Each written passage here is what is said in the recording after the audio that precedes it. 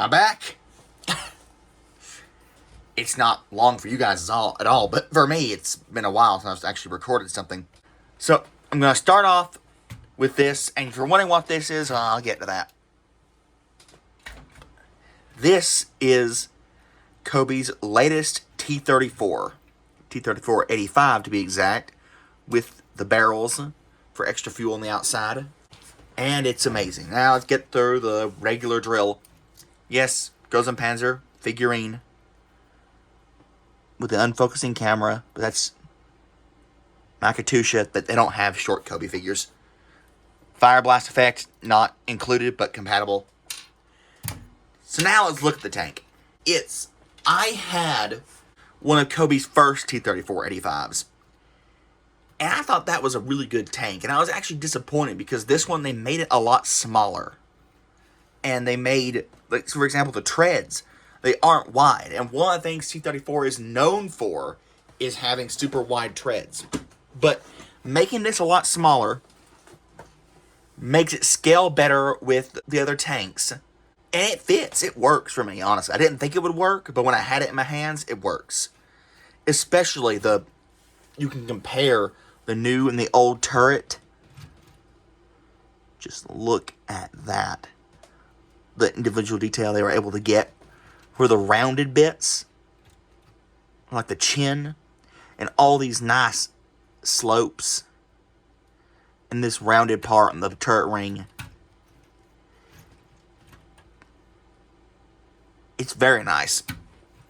They introduced a new piece, it's the first time I saw it, for the hatch, which is a bit of a raised cupola, but not as raised as some of the other raised cupola pieces, if that makes sense. Single piece hatch, out of scale with the figures, as you saw, really you should be able to look over it, but again, you can't be perfect with scale. This is a good example to show you the new COBI cannon piece. I guess they might call it a bar piece, but it's mainly used for cannons.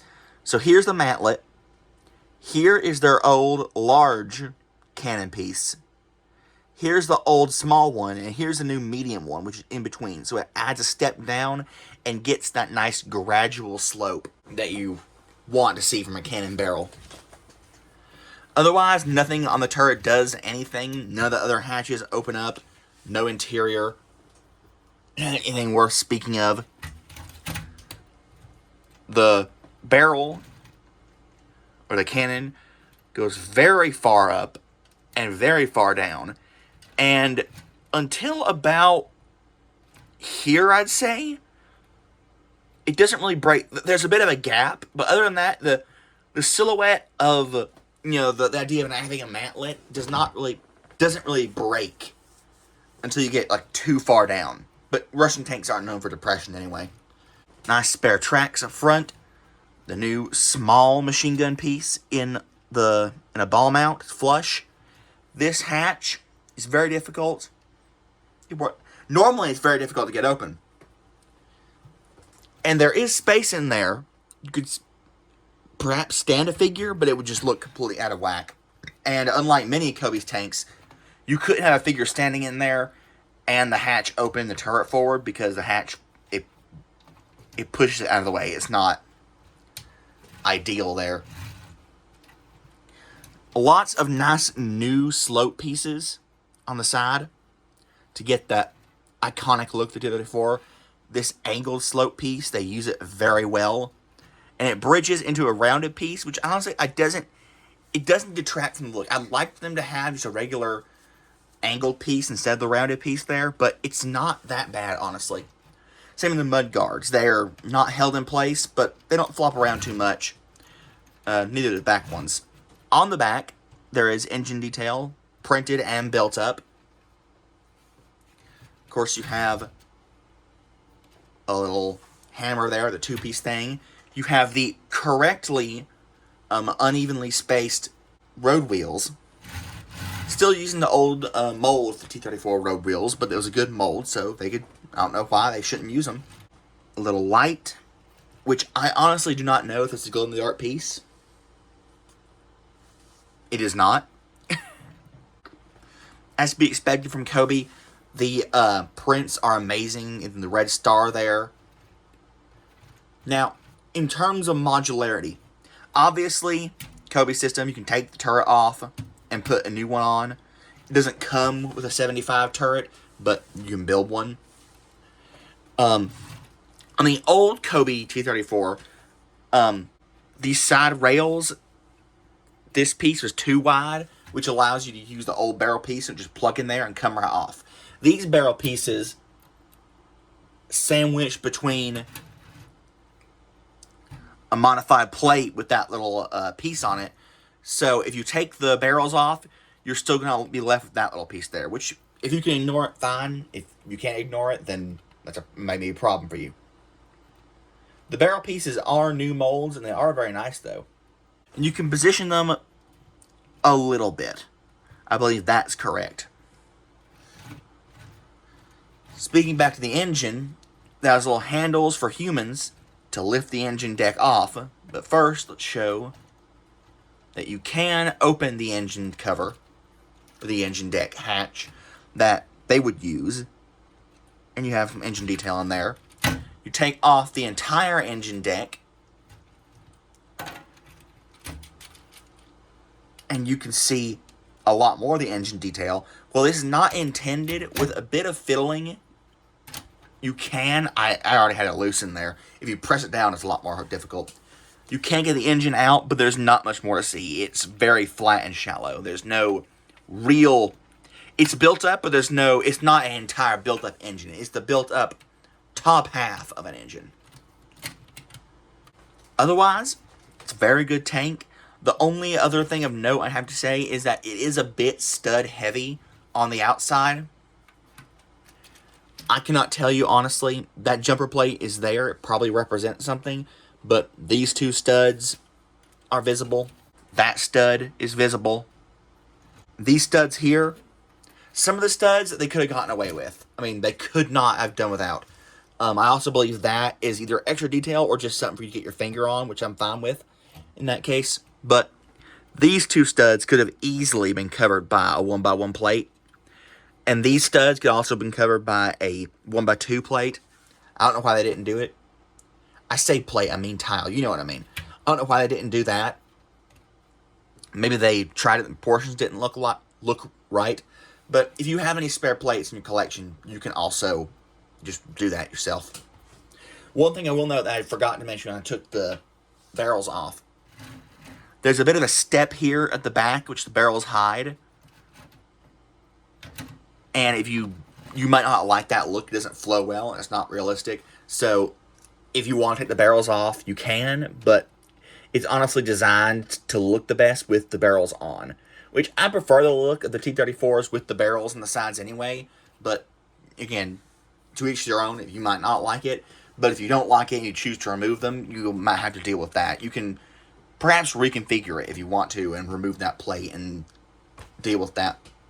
You know, you can use your own pieces. Tracks roll very well. The tension on this was phenomenal. Now, what happened? Why am I not comparing with the old T-34? Because I really like that model. Well, I took it with some other destroyed COBI tanks, and I made this. Which is, I know, click off if you want to. This is just kind of a MOC showcase. Because I'm actually it's one of the best MOCs I think I've ever made. Just take that off. But it's my approximation of a T-34 75. Because COBI hasn't made a new version of that for a while.